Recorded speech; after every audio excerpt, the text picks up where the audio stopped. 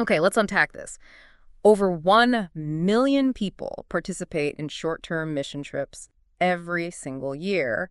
It's a staggering figure. It really is. It really makes you think, what exactly are these trips and, what kind of real difference are they making? That's exactly what we're diving into today. We're taking a close look at research on short-term missions, Mhm. specifically drawing from a document called 011 Suggestions and an encouraging postscript. Right. Our goal is really to look beyond those maybe surface-level understandings Right. and explore the complexities, the potential, too, for everyone involved, travelers and hosts. Right. And it's important to get this context up front. The author isn't just like being purely negative. No, definitely not. They do acknowledge the good that can happen. You mentioned things like tourists leaving tips, like in the Dominican Republic example they use, hmm or even just the significant personal growth that can happen when individuals, encounter profound inequality maybe for the first time. Absolutely. But the author also makes a really compelling case that these trips need to change to become more theologically and socially significant if they're going to live up to their potential. So we're moving beyond just anecdotes. Precisely. We want to get to the core by looking at the research. And for you, the listener, this is about hopefully gaining a solid understanding, quickly getting those aha moments without feeling totally overwhelmed by detail. Yeah, distilling the key insights. That's the plan. Okay, so what does the research tell us? One of the first things that jumps out is, well, the call for more research itself seems a bit meta, maybe? Yeah, it can sound that way, but it's such a critical point. For something as widespread, as common as short-term missions, it's surprisingly understudied. Really? With that many people going? It's true.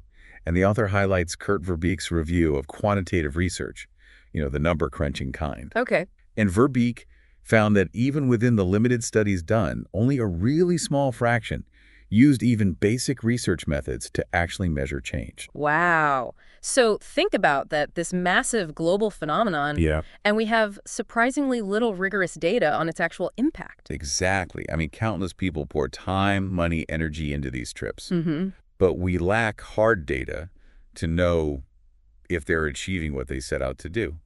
It raises big questions, about effectiveness, about accountability. That really does reframe things. And it's not just about the numbers, is it? The author also digs into the cultural and social effects on the host communities? Yeah, that's crucial. They specifically mention wondering about the perspectives of marginalized people, Mm-hmm. using that Dominican Republic context, again, families of child laborers, say, or community leaders, people who might not be the main focus of the trip's activities. Whose voices maybe aren't being heard as much. You have to wonder. The author notes their own experience, often involved encountering the most enthusiastic supporters, maybe those directly involved, perhaps benefiting materially, Right. which just underlines the need to actively seek out a broader range of perspectives. And it's not just about the host communities either. There's also this need for more qualitative research. The story-based kind. Right. Understanding how these trips affect the participants themselves, their faith, their worldview, especially now in this globalized world we live in. These trips don't happen in a vacuum. No, they happen within this complex web of global connections. And qualitative work helps us understand those subjective experiences, the nuances that numbers alone can't capture. So is anyone actually doing this kind of research? Well, there's an encouraging sign. The author notes that research on STM is growing. Okay, good. And it's not just within Christian circles. Feels like anthropology and sociology are starting to pay attention too. That's interesting. Secular academia looking at this. Yeah, but, and this is a big but, the author points out, there's often a gap. The research that does exist isn't always making its way to the people actually organizing and going on these trips. So the knowledge isn't getting applied. Often not effectively, no. Which leads to a really practical suggestion the author makes: integrating this research into seminary curricula. Oh, that makes a lot of sense. Train future leaders. Exactly. If future pastors, youth leaders, mission directors are equipped with this knowledge early on, they can make more informed choices about how trips are designed and run, bridging that gap between research and practice. Okay, so better understanding through research is step one. But then that leads to rethinking the theology behind it all. That's the next big piece. The author argues that STM is kind of this unique hybrid thing. How so? Well, it's not just tourism, right? Mm-hmm. But it's also not traditional long-term mission work in the old sense. And it's not quite a pilgrimage either.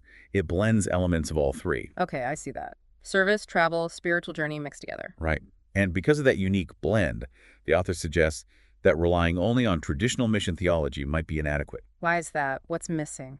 Well, traditional mission theology often centers heavily on evangelism, church planting. Important, yes, but STM often involves a lot more service projects, development work, cultural exchange. So we need a broader framework.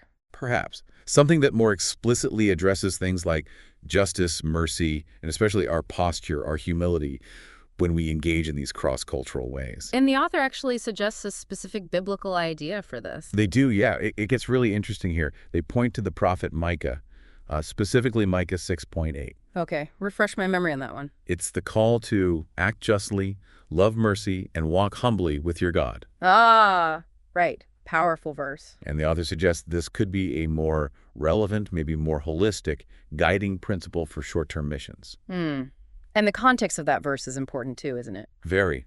Micah was speaking to Israel before the exile, criticizing them for relying on religious rituals without the substance of justice and compassion behind them. Oof, applying that to STM. Yeah, it pushes us to ask, are our actions on these trips genuinely aligned with justice and mercy? Not just our intentions, but the actual impact. So providing aid, building relationships that fits with mercy and justice. Definitely.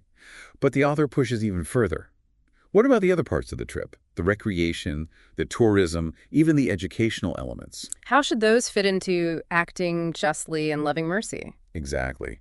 We need to think about the wider impact of our choices. It makes you consider our ecological footprint, our economic impact. Like, where do teams stay? What do they eat? Where are souvenirs bought? Precisely. These are questions secular travel scholars ask tourists all the time. Right. Shouldn't Christians on a mission trip be even more thoughtful about how their presence affects the physical, social, and even spiritual well-being of the places they visit? That's a really challenging thought. And this connects to the idea of partnership too, right? Which can be tricky. Very tricky. The author brings up this striking anecdote from Mary Letterleitner. What was that? She recounts a Tanzanian bishop telling a Wycliffe director, quite directly, "You are too powerful to be good partners." Wow. Too powerful to be good partners. That's blunt. It really cuts to the heart of the power dynamics that are so often present in these north-south, resource-rich to resource-poor interactions. He wasn't saying partnership is impossible, though. No, not impossible. But that it requires immense intentionality, especially from the side with more power, more resources, more influence. Because the very idea of partnership isn't the same everywhere. It's cultural. Deeply cultural. It has its own history, its own assumptions baked in. So our theology of STM, like the trips themselves, needs to be genuinely collaborative. We need input, real input, from the communities we claim to be partnering with. Absolutely. Okay, so we've talked about the need for research, the need for deeper theological reflection. But what about right now? What can teams actually do differently? The author gives practical suggestions, right? Yes, thankfully. While those bigger shifts are vital, there are things individuals and teams can implement pretty much immediately, starting with the preparation phase before anyone even gets on a plane. Okay, what's key there? This one really stood out to me too. The suggestion is to dedicate as much time to studying the history, economics, politics, the whole context of the place you're going. As you spend planning the activities, like VBS or construction project. Exactly. The author uses their own team's experience in the DR as a contrast, lots of time spent on skits, crafts. Which feel productive, maybe. They do. But potentially at the expense of really understanding the country, the community, the deeper issues. It's about shifting priorities towards learning before doing. And there was a specific idea for how to do that learning. Yeah, a really practical one. Invite people from the destination country or community to speak with the team during prep. Oh, that's great. Like the example of finding Christian Dominicans even in Wheaton, Illinois. Right. It's about getting an adult perspective, someone who can talk about the country's current realities, the complexities, beyond maybe just the immediate needs a team might perceive.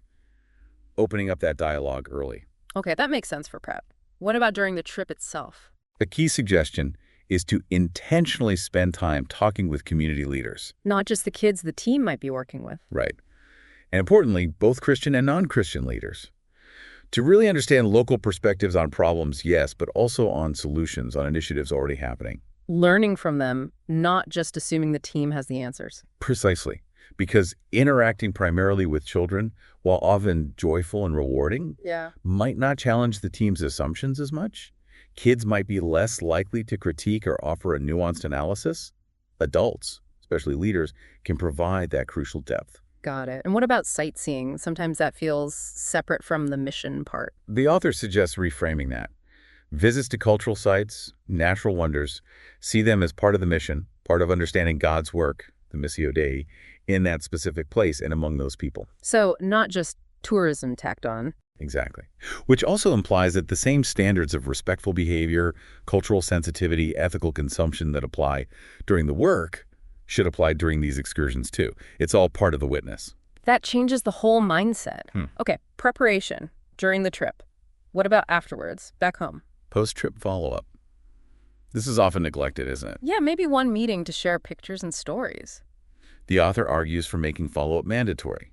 Several sessions, maybe, focused on reviewing what was learned, processing the personal impact, and crucially, discussing potential changes in thinking or behavior. Like, what do we do with this experience now? Yes.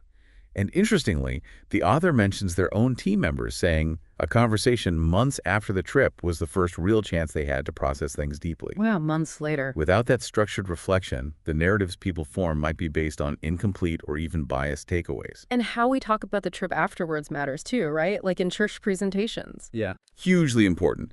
The suggestion is to shift the focus. Instead of primarily showcasing the needs of the place and how the team came in to fix things. Which can sound a bit like a savior narrative. It can easily slip into that. Instead, focus on highlighting the local resources, the assets, the ongoing work already happening within the community. Celebrate what God is already doing there. That prompts a different kind of reflection, thinking about power dynamics, how we represent people in photos. Absolutely. Are we showing agency, dignity, competence, or just need? It's a critical lens to apply. These are all really concrete, valuable suggestions, things teams could start doing tomorrow. They really are. Practical steps towards more responsible engagement. So as we kind of wrap up this deep dive, the main takeaway seems pretty clear.